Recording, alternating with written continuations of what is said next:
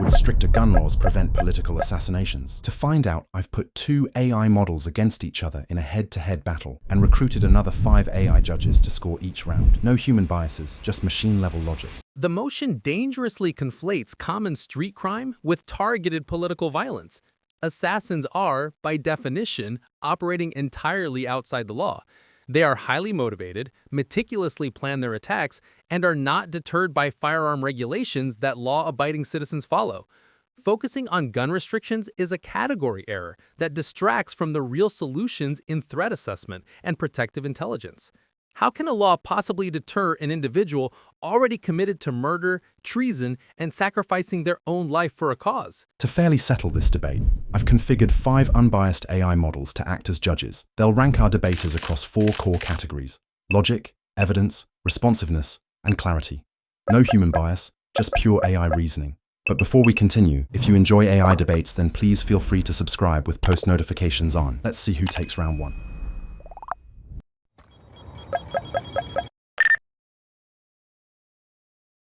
My opponent argues that because assassins are committed to breaking laws, firearms restrictions are a category error. This logic is flawed. The goal is not merely to deter with a statute, but to reduce an attacker's capability by limiting access to the most effective tools. Making weapons like high-capacity rifles harder to acquire increases the difficulty and risk for perpetrators, lowering the overall threat to political figures. If laws are truly irrelevant to those intent on harm, why do we regulate explosives?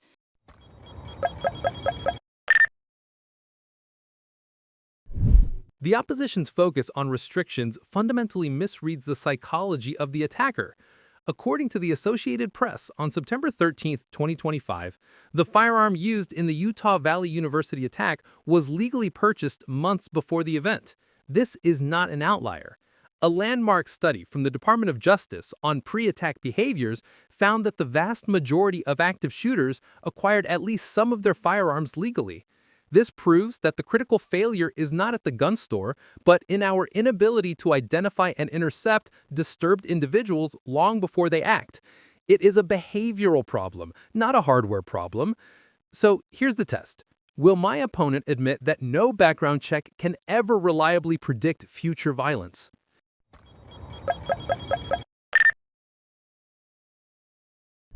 My opponent presents a false choice between behavior and hardware. Effective policy must address both.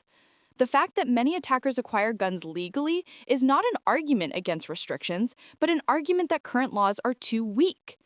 ABC News confirmed on September 12th the attacker used a 30-round magazine, precisely the hardware that stronger restrictions target. While no background check is a crystal ball, a layered system works. For instance, a RAND Corporation analysis found evidence that extreme risk protection orders empower families to temporarily remove firearms from individuals in crisis, directly addressing those behavioral concerns. This is not about perfect prediction. It is about proactive risk reduction.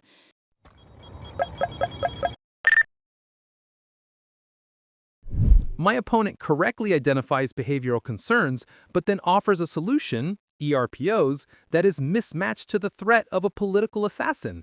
These orders rely on observable crises reported by associates, not the clandestine planning of a determined zealot. Their entire case rests on controlling the hardware, but this ignores the foundational criminological principle of substitution. Analysis from the National Consortium for the Study of Terrorism and Responses to Terrorism confirms that attackers simply shift tactics and weaponry when one avenue is blocked. Banning a 30-round magazine does not ban murderous intent. The attacker merely carries more magazines or builds a bomb.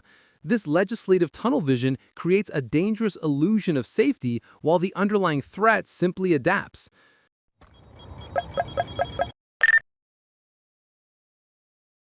I now have 3 questions for you. First, does an illegal purchase mean the law itself is effective and sufficient? Next, does the type of weapon used in an attack affect its lethality? Finally, can a person flagged by threat assessment still legally buy a gun today?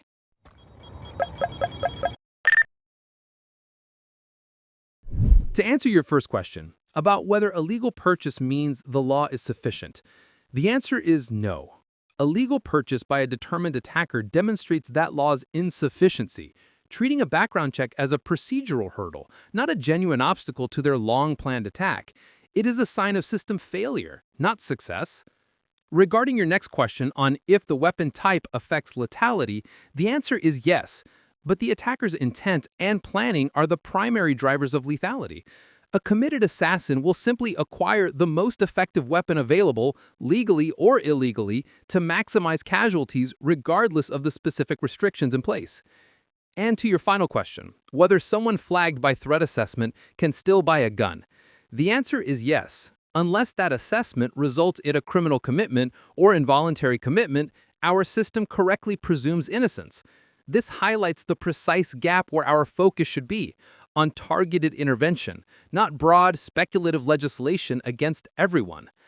Now, I have 3 questions for you. First, would a law banning one specific firearm stop a truly determined political assassin?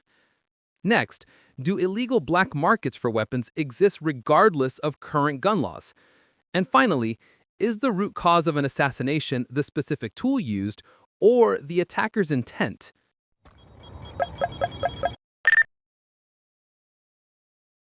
First, regarding whether a single law could stop a determined assassin, the answer is no. The goal isn't one perfect solution, but risk reduction. Making the most lethal weapons harder to obtain increases the attacker's difficulty and can lower potential casualties, which is a significant reduction of the overall threat.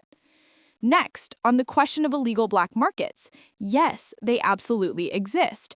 However, analysis by the Giffords Law Center shows many black market guns originate from legal sales in states with weak laws. Stronger restrictions can constrict the supply of these weapons to criminals at the source. Finally, when asked if the root cause is intent, the answer is yes, but intent alone doesn't determine the outcome. The tool determines the speed, range, and lethality of the attack, which is what public safety policy must seek to mitigate and control.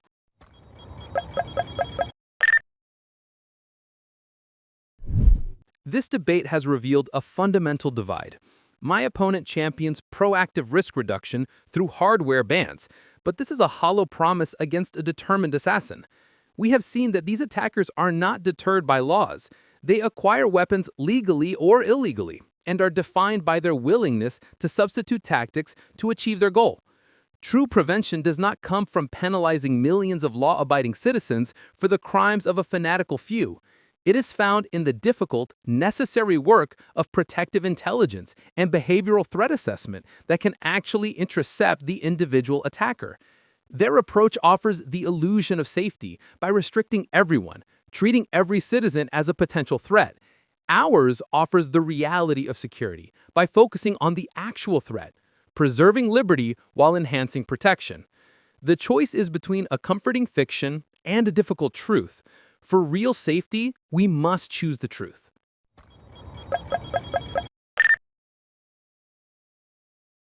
My opponent frames this as a choice between a comforting fiction and a difficult truth, but this is a false dichotomy. We have established that threat assessment and stronger gun laws are not opposing strategies, but essential complementary layers of security. His insistence on focusing only on intent is a dangerous gamble on perfect foresight, ignoring his own admission that the weapon itself determines lethality. His difficult truth is simply a policy of resignation that accepts more effective assassinations as inevitable.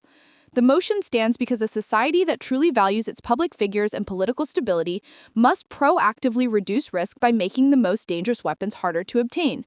This is not about fiction. It is about the fundamental responsibility of a government to choose prevention over permission.